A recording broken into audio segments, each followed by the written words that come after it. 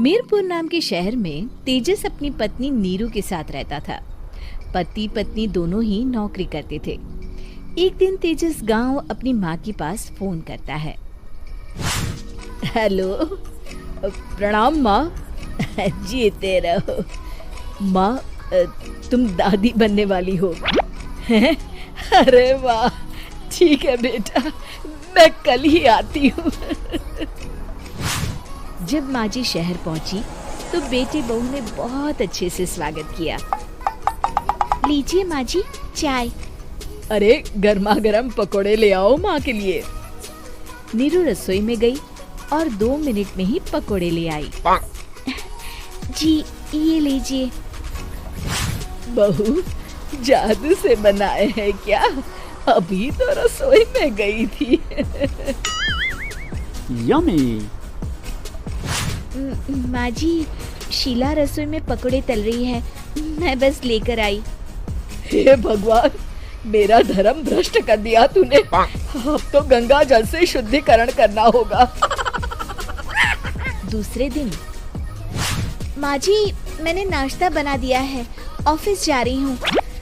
पर अभी तो घर का सारा काम पड़ा है।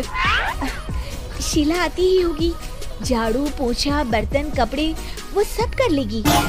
हमारे जमाने में घर का सारा काम हम ही करते थे। जी माँ जी, आप बहुत होशियार हैं, मैं घर ऑफिस दोनों नहीं संभाल पाती। तो जरूरत क्या है घर से बाहर जाकर चाकरी करने की? वैसे भी घर का काम खुद करने से घर में बरकत आती है, समझी? पर माँ जी। पर वर कुछ नहीं, इस महीने की पगार मिले फिर ऑफिस बंद। हाँ।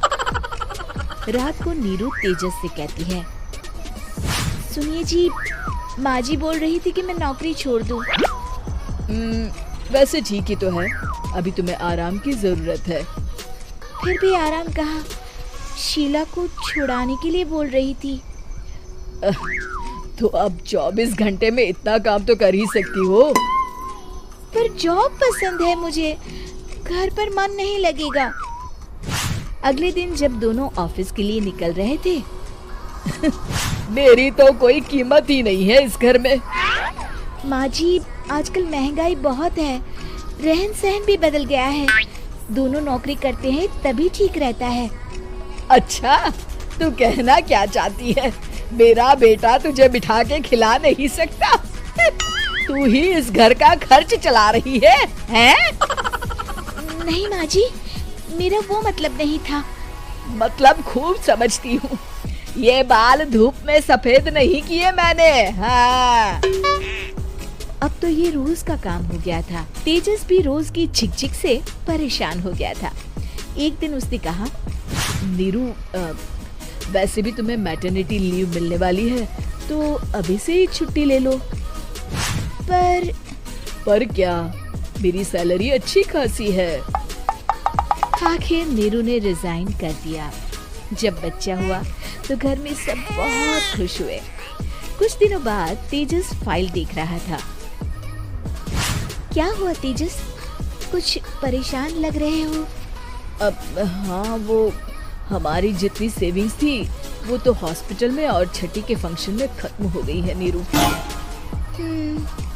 और अभी वैसे मंदी चल रही है तो मैं बोल रही थी कल मुन्ना को हेपेटाइटिस का टीका लगवाना है। नीरू, क्या पोस्टपोन नहीं कर सकते? नहीं जी, बिल्कुल नहीं। अब तेजस को समझ में आ रहा था कि उससे गलती हुई है। पैसों की कमी का असर घर के माहौल पर भी पड़ रहा था।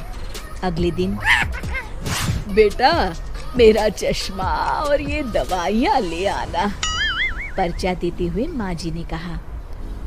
जी। तेजस, मुन्ना के लिए दूध का डिब्बा और डायपर भी ले आना, और ये किराने के सामान की लिस्ट है, इसे भी लाना है। तेजस गुस्से में लिस्ट मरोड़कर फेंकता है और चिल्लाता है, पैसे क्या पेड़ पर उगते हैं? ये ले आना, वो ले आना। अरे पर ये जरूरत का सामान ही है। वो गुस्से में बिना कुछ कहे ऑफिस चला गया। अरे अरे लंच तो ले जाइए। नीरू दौड़कर डिब्बा पकड़ाती है। एक दिन खाना खाने के बाद, नीरू,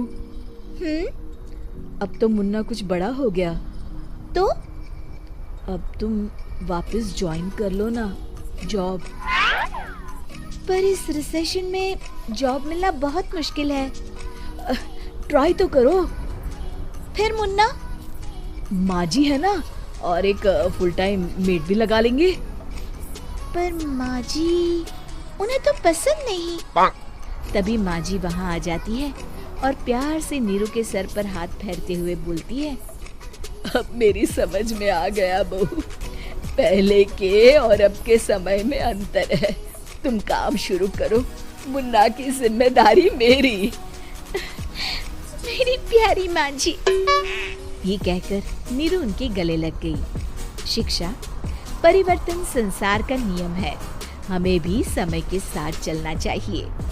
उम्मीद है कि आपको हमारी ये कहानी पसंद आई होगी। कृपया हमारे चैनल को सब्सक्राइब करें और सभी अपडेट्स के लिए बेल आइकन जरूर क्लिक करें। और हाँ, वीडियो लाइक और शेयर करना मत भूलिएगा। Bye bye.